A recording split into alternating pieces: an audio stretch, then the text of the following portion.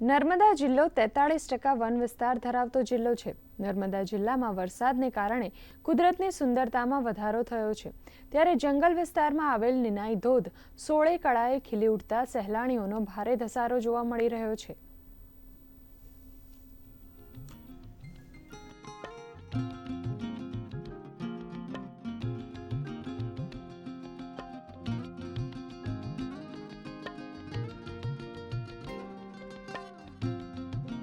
અહીંયા રેની મોન્સૂન ચાલી રહ્યો છે, તો વોટરફોલ તો જોવો જ જોઈએ।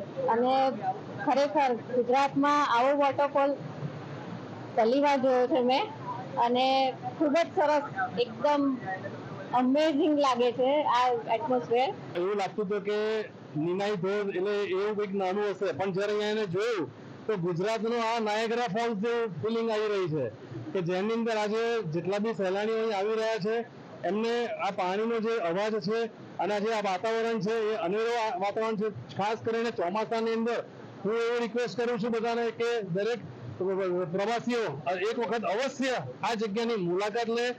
ઉપરવાસમાં જે વરસાદ પડવાના કારણે નિનાઈ ધોધ એની પૂર્ણ ખલાએ ખીલી ઉઠ્યો છે અને અહીંયા પ્રવાસીઓ સમયસર આવતા હોય છે। જ્યારે ચોમાસાનો સમય હોય છે ત્યારે વધુ પ્રવાસીઓ અહીંયા આવતા હોય છે। આજે પણ અહીંયા પ્રવાસીઓનો ખૂબ મોટી માત્રામાં આવ્યા છે।